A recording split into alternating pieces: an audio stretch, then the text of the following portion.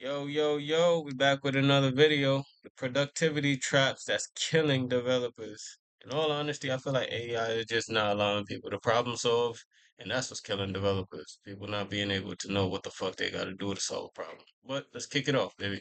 If you work in tech long enough, you notice something strange. The developers who work the most hours often ship the least meaningful work. They look busy, but nothing actually moves forward. And the reason is uncomfortable, therefore nobody puts it in productivity blocks. Most developers don't have a time problem, they have a mode problem. We tell developers to manage tasks, but engineering was never about tasks in the first place. It's about cognitive states. The industry branding lie is that coding is one activity. It isn't.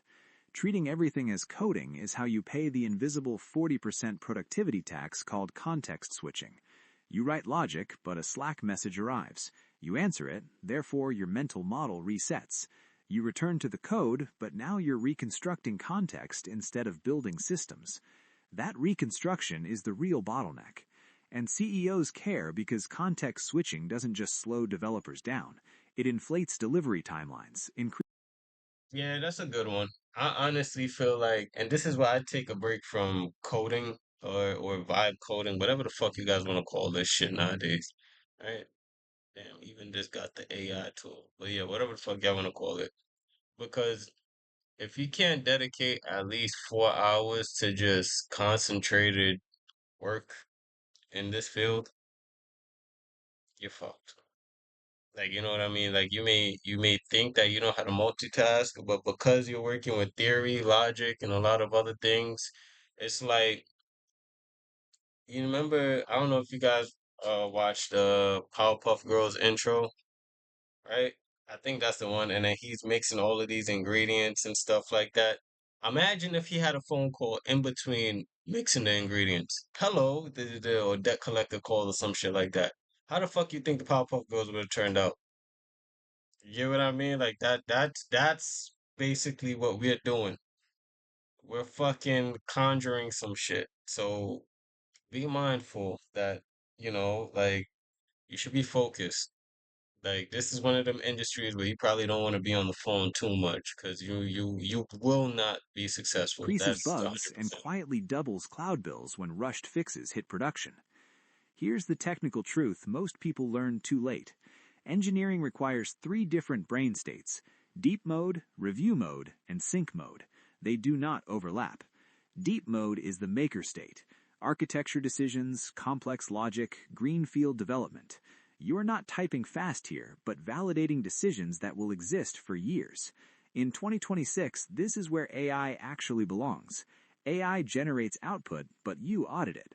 You verify edge cases, performance trade-offs, and The auditing part is important, but I don't think the output part is as important. Like I don't know. I have a mixed review on it. You can generate AI slop if you know what slop that you're generating and have to edit. So like whether to each his own. abstractions hide future technical debt. Notifications kill this state instantly, therefore deep mode requires silence. No Slack, no meetings, no casual quick questions. Review mode is different. This is PR reviews, debugging work slop, and documentation. You are judging correctness, but if you mix this with building new features, you poison your own mental model. It's like assembling IKEA furniture while someone keeps swapping the instructions. You finish something, but you don't trust it anymore. Then there's sync mode. Stand-ups, Jira updates, mentoring, emails. Necessary work, but cognitively shallow. The trap is letting sync mode leak everywhere. Your calendar becomes Swiss cheese, therefore no interrupted block survives longer than 30 minutes, and deep mode dies first. The economic reality is simple. Companies don't pay for effort, they pay for resolved uncertainty. Deep mode. And that's something that I'm slowly understanding as a programmer. Like, yeah, we can solve the problem, right? We could even have a problem that's being solved in our job description, however you want to go about it. But at the end of the day, it's almost like a catch 22. Yeah, you have a problem. Yeah, you solve that problem. But there was a problem before they even have that problem occur. So you kind of got to be vigilant on the problems you're solving.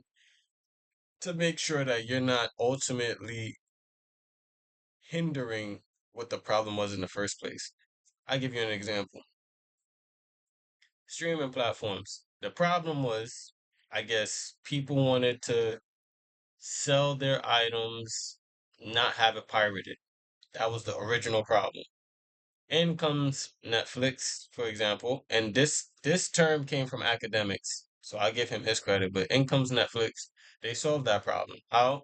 Let me license your film, and let me host it on streaming platforms.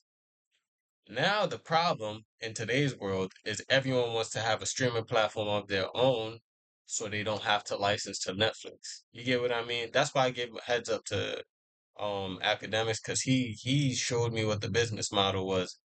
And now I'm like, okay, so the problem of every streaming platform today is how do I get my content onto the cloud and make my own movie app? When the original problem was how do I keep ownership and not license my stuff? No, how do I keep ownership and avoid pirating altogether? That was the original problem. So you kind of got to have the problem today, which is how do I get the platform and license my stuff so it could be on my platform and all of that stuff getting together with whatever client you're working with in the streaming platform world. On top of the fact that the original problem was always how do I stop pirating? That is the original problem. So once you solve that original problem, it's not saying that the problem that they're currently having is non-existent. It's easier to solve because you went through the deep mode, which is the original problem, got into the creative side of it where you're auditing and making sure that it's appeasing to the client side of it, and now you get a chance to do the stand-up, which is just making sure everything is following what the client wants. You get what I mean? So like there's little steps to it.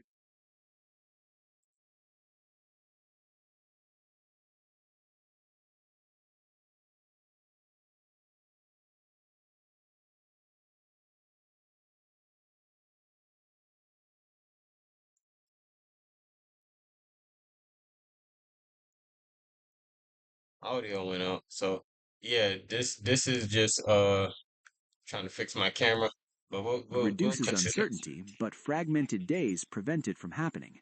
So the solution isn't a better to do list, it's a mode map. You batch human work together, but you protect maker time like infrastructure.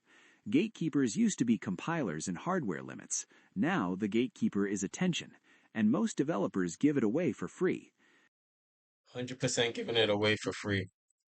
My camera went out, so I appreciate the people that stuck around and yeah, as long as you get that part that I explained earlier, which is just understanding the original problem, making sure the original problem correlates with the problem the client has on hand. And lastly, making sure that problem can, make a voice for other people that have that stand-up conversation that he was saying earlier, which ultimately allows for you to go back into the second phase, creatively fix the problem, but ultimately understanding the originality of where it stemmed from in the first place. It's like understanding your text structure.